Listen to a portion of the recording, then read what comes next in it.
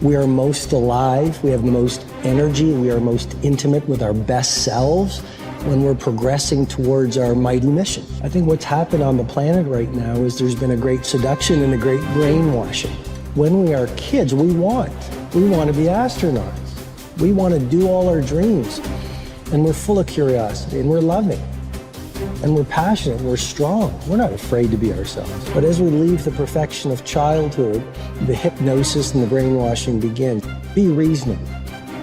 So that's our nature, but our parents give us limitation based on their limited psychology. And don't sing too loudly, don't dream too big, don't be too passionate.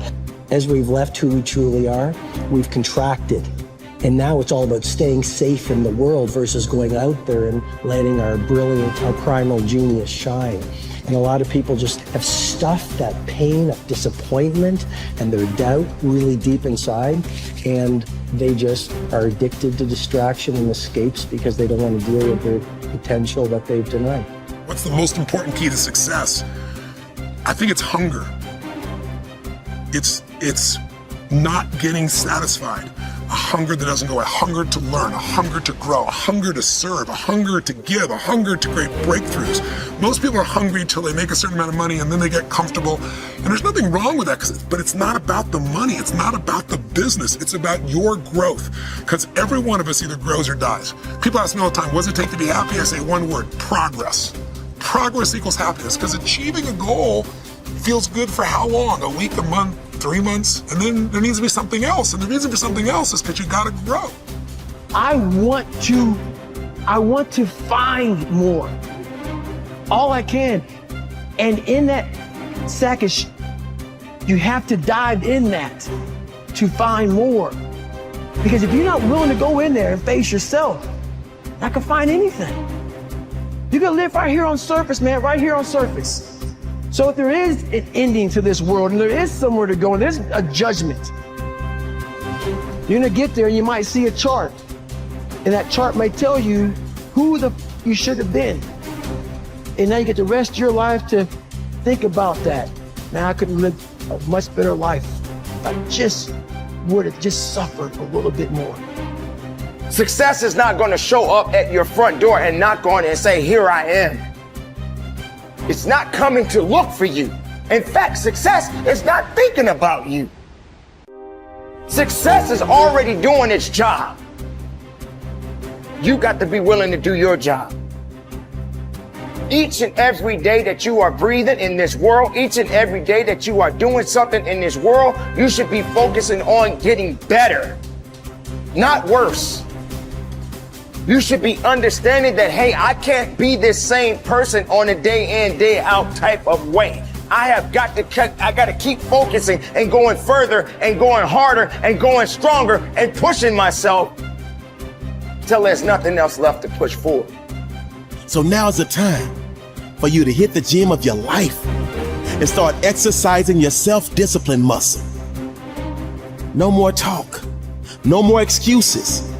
From this moment forward, it's all about massive execution. Will there be days that you don't feel like it? Yes. Will there be days that you want to stop? Yes. Will there be days that you want to give up? Yes. Will there be days that you want to quit? Yes. Listen to me. Quitting is never an option. We've all bought into a lie. We've bought into a lie that confidence is belief in self. And so when you're in a situation which is normal, where you don't believe in yourself, you're like, oh my God, I have no confidence. The truth is, and I want you to walk out of here with a new definition of confidence. Confidence is the willingness to try. Because when you try and you take action, what happens, and what's happened for France, is that when she sees herself taking action, what happens is she sees herself being the kind of person that takes action. So she has evidence that she can rely on herself. And that action is what builds confidence. It doesn't start with belief. The real way for most of us is not to wait to believe, but to push ourselves to act. And through the action, you will build the belief. We're built to walk uphill. And when you reach the pinnacle of the hill, you want to stop and appreciate the vision, but the next thing you want is a higher hill in the distance, because it's the uphill climb that it's from the uphill climb that we derive our value, and I mean this technically. So almost all the positive emotion we feel, especially the emotion that fills us with enthusiasm, and that's to be filled with the Spirit of God, by the way, because that's what enthusiasm means. That's experienced in relationship to a goal. And so in some sense, and this is part of the religious enterprise, you want a goal that you can never attain, right? So you can always move closer to the goal that recedes as you move towards it. You think, well, that's frustrating. It's like Sisyphus pushing the rock uphill. But it's not, because as you pursue that goal, you put yourself together and your life does get better and richer and more abundant. And that's why the highest levels of virtue and goal are in some sense transcendent. You want them to be above everything you're doing so you can continually move towards something that's more sublime and better. That's what you are. You're here to live, not to sleep. I didn't study, I didn't study a book. I literally put myself in a fire repeatedly like a sword. You put a sword in the fire repeatedly and repeatedly. If you keep on doing that, you're going to get a nice sword. And then you keep on beating it. You got to beat the shit out of it. And that's what I am. Yeah. I became that. I said, okay, we can't quit. We got to figure out why you are this. Why are you this, man? What is wrong with you? What's going on here? So I kept on putting the sword back in the daggone fire, and I just beat it harder. And I beat it harder. Before I knew it, I started realizing, all right, man, the brain is starting to get hard. The brain is starting to get hard. I'm no longer a theorist. I'm now a practitioner. I put it in hell. I dissected it while it's in hell, because you can't dissect anything in a normal environment. You can't dissect anything in 72-degree weather. You must put it in the freezer and freeze the fuck out of it. And then you dissect it. Dissect it when it's miserable. Dissect the brain when all it's thinking about is, I need to get out of here, man. I want to get out of the fucking freezer. Open the door.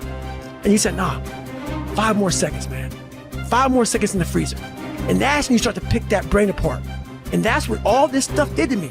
I kept on putting myself back into the freezer or the fire and beating the out of myself, mentally and physically. Before I knew it, this is what happened. Ralph Waldo Emerson believed that anyone who had put their heart and soul into their work and had done their very best could hold their head up high. Merely talking about it or only putting in a modicum of effort wasn't good enough in his mind.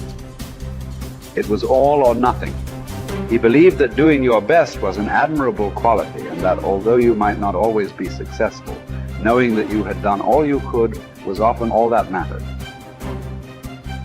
At least you could look yourself in the eye.